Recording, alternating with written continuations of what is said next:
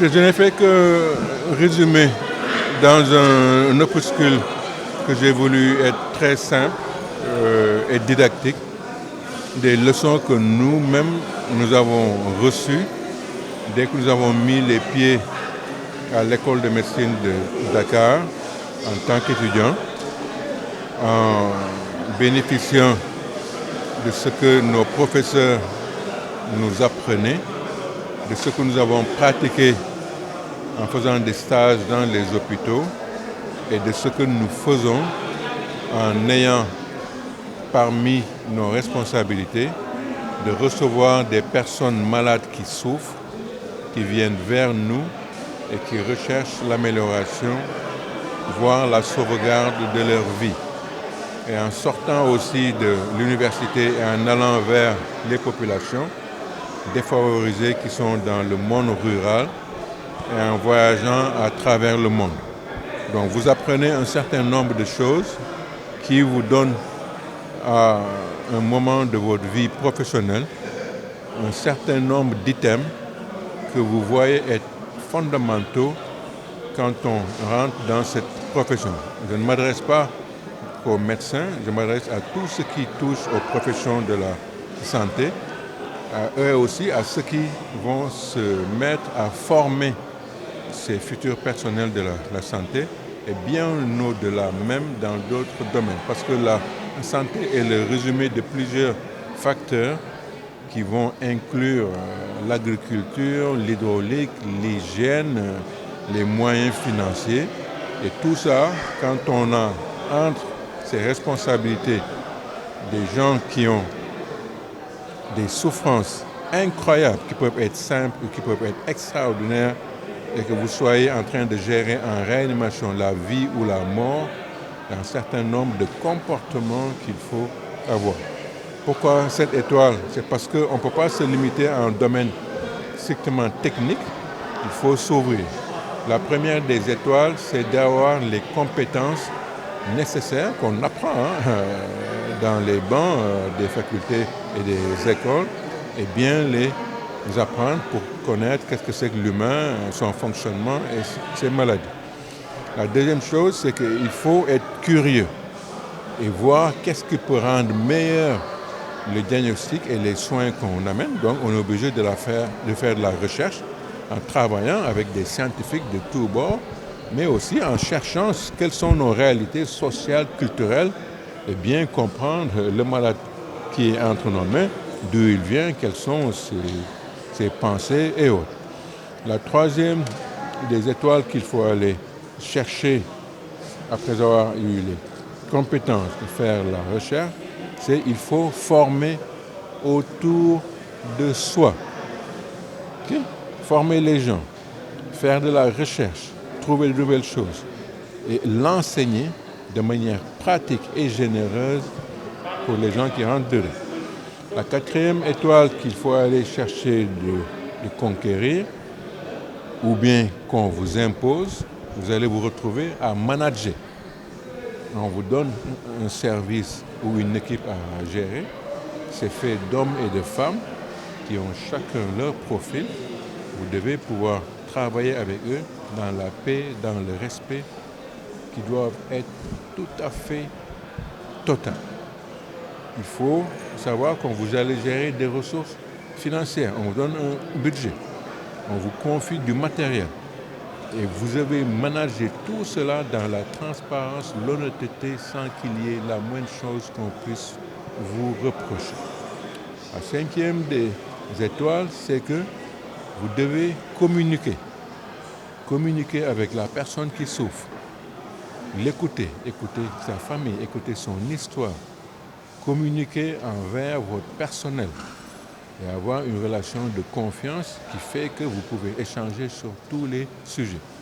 Communiquer avec la population, savoir parler aux gens, du petit enfant en groupe de village pour leur dire c'est quoi les maladies qui les rendent inaptes au travail, qui peut les tuer, il faut savoir le faire dans un langage très simple, avec des moyens très simples, et c'est là où la presse a un rôle fondamental à jouer dans la collaboration avec le personnel de santé et vous pour que les bons messages aillent là où les gens en ont besoin et qu'ils prennent en charge un certain nombre de préventions et de se lever très tôt. La 6e étoile, c'est qu'il faut être un citoyen du monde. On ne peut pas penser qu'on va être simplement médecin d'un district et rester là-bas ad vitam aeternam. Vous allez devoir voyager d'une part et d'autre part à l'intérieur de votre propre pays. Vous devez voyager entre les villes et le monde rural. Et pour ça, vous devez apprendre un certain nombre de langues. Vous ne pouvez pas vous limiter au seul français ou au seul Wolof, Toucouleur, Peul et autres. Vous devez forcément vous ouvrir à l'autre en sachant vous adapter à tous les contextes. Et quand vous y allez, vous n'avez pas le droit de critiquer qui que ce soit par rapport à sa manière de voir le monde ou même aux gens les plus racistes. Il y a une manière de leur parler et de voyager sans être victime de quoi que cela puisse être. Je ne sais pas si j'ai cité les 7 étoiles, mais en tout cas, praticien bien formé, chercheur, formateur, manager, communicateur, citoyen du monde et acteur communautaire. Donc voilà les 7 cadres et dans chacune des étoiles, vous allez avoir 5 branches comme les étoiles et chacune des branches dans le livre va vous inciter à développer des choses, je peux citer en vrac certaines très importantes, c'est la sérénité, l'honnêteté, la générosité, l'organisation, la tolérance, un certain nombre de caractéristiques qui ne s'apprennent pas à l'université, qui vont venir, et c'est là où il faut beaucoup insister, du père et de la mère qui vous ont fait naître et qui vous éduquent, de l'école primaire, le lycée et la société et le quartier. Il y a un certain nombre de choses qu'on capte là-bas à travers le social, la religion et l'humanité toute simple. Combien de pages compose le livre? C'est combien de chapitres? C'était très facile à lire. C'est une 50aine de pages. Dans un français très simple. On n'a pas voulu aller vers des choses trop compliquées.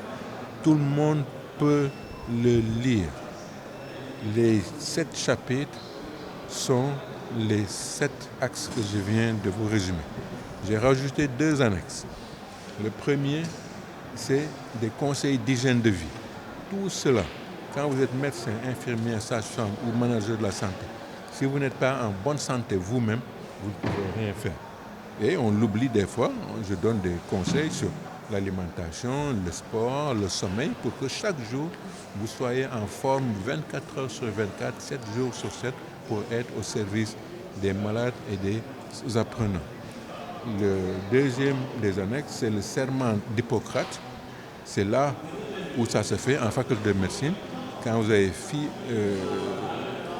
résumé votre thèse, le jury ne vous décerne le titre de docteur en médecine que si vous levez la main droite et vous jurez en lisant le serment d'Hippocrate que devant les malades, voilà les attitudes que je vais faire et ce que je dois éviter de faire, pour leur rappeler que quand on jure devant les hommes et des femmes, on doit faire dans sa vie professionnelle ou dans sa vie tout court preuve d'honnêteté, de transparence, de compétence pour être au service des malades qui souffrent et qui viennent vers vous, ou des étudiants qui ont soif d'apprendre.